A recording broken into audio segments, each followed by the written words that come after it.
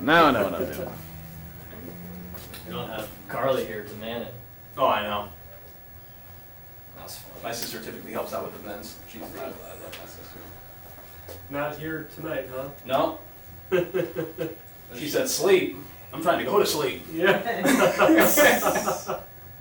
That's funny. Okay. Are you able to see? You able to see, Will? Yeah. Okay. I might, yeah, just because I'm going to have to be in complete front. Are you okay with I can sitting move. there? Yeah. Yep. It's just I don't want to be blocking your guys' view of everything. Appreciate your view. Yeah, not a problem. Okay. Yeah. Right. Oh, yeah. Yeah. So this is actually a slide deck that I built for a mental health workshop talk I did at the Arkansas Psychiatric Center. So the fundamental pieces are put together, and then all I had to do is just tie in the sleep aspect. So that's what this is going to be going in on, and then all the images that you're going to see are primarily from other things that I've taken before, also from research in Mexico. So for those, I think you guys know, you know as well, Melanie, right? Uh-huh. Yeah, so one of the things that we do is we go on service trips to third world countries, and we provide the type of care that we do for free. Oh, and wow. So we get as many of our group as possible to go on these trips. And we end up seeing, last time we went to Mexico City, Guajimalpa. Guajimalpa. Guajimalpa? Yeah. I don't know how to pronounce that. We ended up seeing about 11,000 people in 5 days. Oh, my. So it was a lot. It was Are y'all hand adjustments or machine adjustments? And adjustments. Hand? Okay. Yep. And we're gonna go in on our process a little bit as well, but Oh, we okay. only address the top 2 bones of the neck. Right, you told me that on the phone, but I didn't know if it was done by machine or by hand. manual. Yep. So, I mean, you guys kind of know me a little bit, obviously you guys as well. But if you want to go ahead and just give a little thing about yourself. Yeah. So my name is Dr. Cam Daniels. Essentially, our main focus is here is to be able to focus on nervous system function, right? Being able to assess the function of the nervous system and make sure that it's happy and healthy.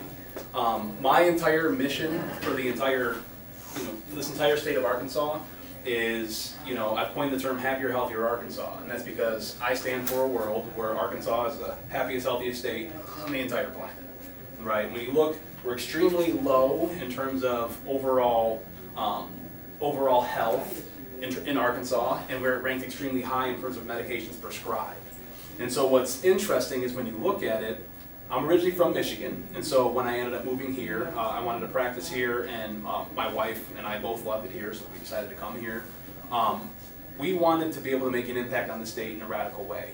We didn't just want to come from Michigan and then just come here and, build a practice and stuff like that without actually making an impact. And so that's where Happier, Healthier Arkansas came into play. One of the ways that we're actually able to do that, obviously, is through workshops just like this, going over sleep and things of that nature. I've been in practice now for going on 2 years. Seen a lot of awesome cases, especially when it comes to chronic illness, fibromyalgia, chronic fatigue, digestive issues, headache, migraines, essentially what we call invisible illness, where, you look fine on the outside, but on the inside, we know that there's something going on, right? There's something going on. Essentially, a lot of people that we take care of have been everywhere, tried everything when it comes to their health.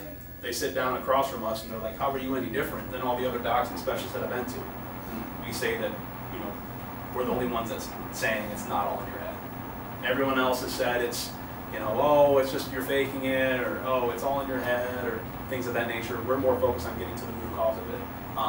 So that's who I am. That's exactly what I stand for, and I'm seriously grateful for every single one of you showing up tonight. Yeah, that's awesome. Thank you. Absolutely. Well, yeah. Thanks, guys, for showing up. That's sweet. So, how this is going to flow is just going to go in on kind of fundamentals of health, in which case sleep, recovery, regeneration, that's one of them.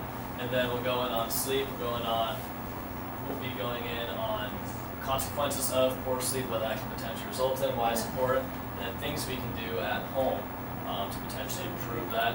And a lot of this stuff too will be things that, like, you've been to one of our gut brain last Last week, week. but we'll get into a flow mode.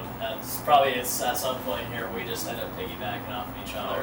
Where we'll start be going in on stuff that's not on the slides, just from things that pop in from our memory, what we know, what we learned, and it's been a pretty fun time. But Will y'all be doing that gut brain one again? Cause I didn't know about that. It was Yeah. a good one. Will So, y'all, yeah. you'll just kinda cycle them? Yeah, we kind of cycle the topics that we talk about.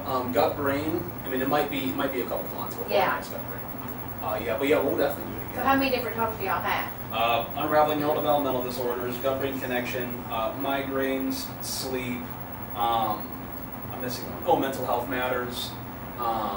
Those are pretty much the big About five. 5, you Yeah. do one a month.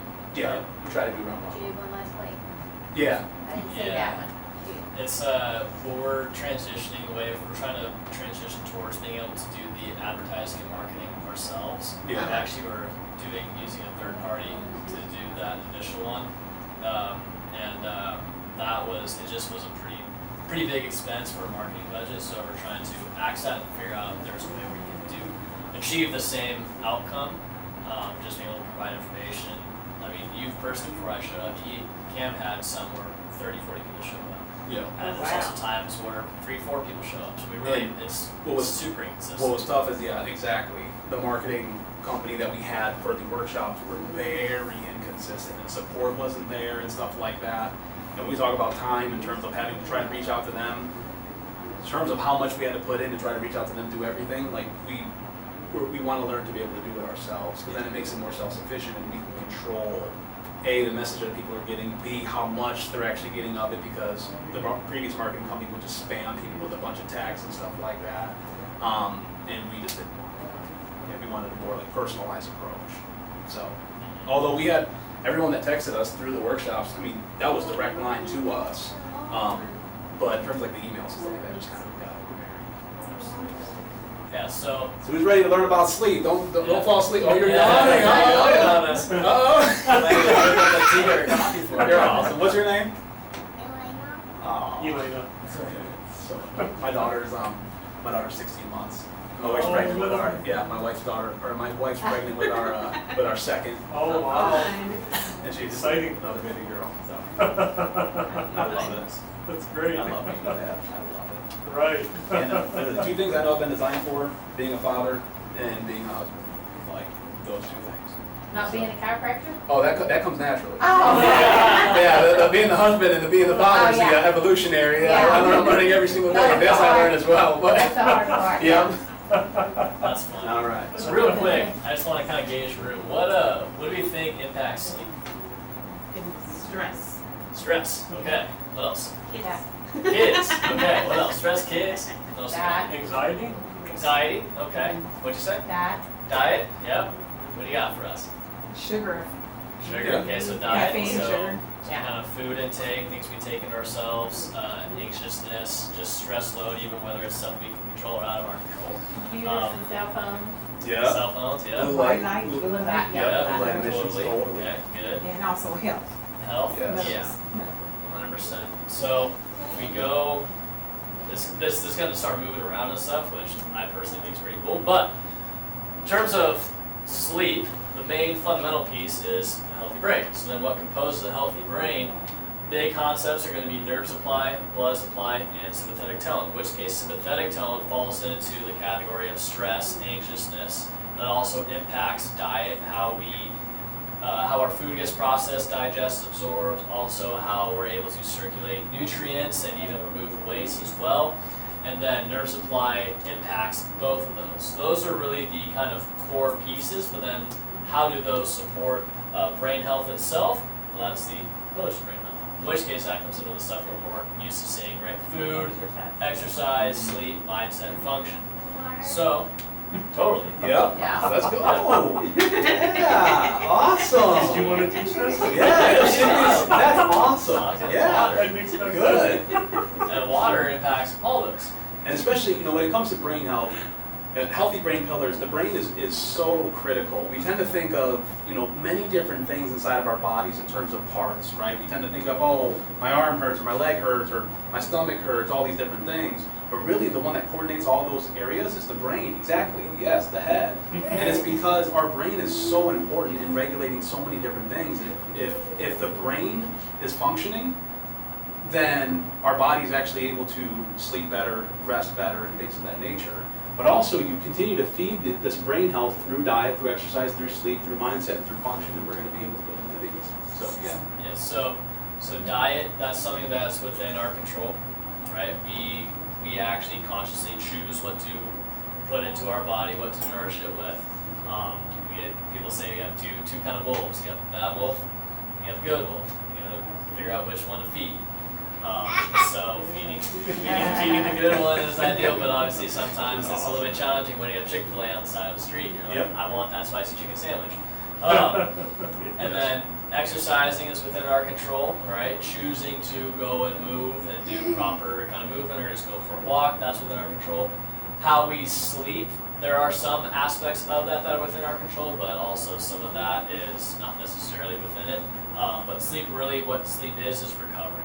Recovery is regeneration, is clearing out the prior day stressors and preparing for the next upcoming day, for all the things that are unforeseen that end up popping up in our day. Then obviously, this sleep is why all of you are here today. And so really, we're talking about these brain pillars right now. We're going to go into, exactly ways that we can leverage sleep because, I love to say that your day actually starts the night before, right? It's not like we wake up and, it's a new day. We can set things in place to be able to help maximize our sleep. So sleep is also critical for brain health. Yep. And then mindset, how we think, our approach, our perspective on how we view the world. Like all of us right now are in the same exact space, looking at the same screen, but yeah, it's all hitting us differently. Which that always just blows my mind how a summation of our experiences and interactions leading to this point is causing us to perceive this slide and subsequent slides in a different way relative to Ken or to Tyler or Emily or anything. So that always blows my mind about how important mindset is. And obviously function, how our function occurs and how that actually controls everything else. So if we're not functioning at all, then how much bang for our buck we can get out of all the things we do for ourselves is actually capped. There's a ceiling to it, and that ceiling is going to be lower than it could possibly be if we're functioning at 100% all the time. And I love the way that this is put out because one that we love to talk about. We love to talk about diet. We love to talk about exercise. More people are talking about sleep. Fewer people are talking about mindset. No one is talking about function. And so obviously this is kind of ranked in an order in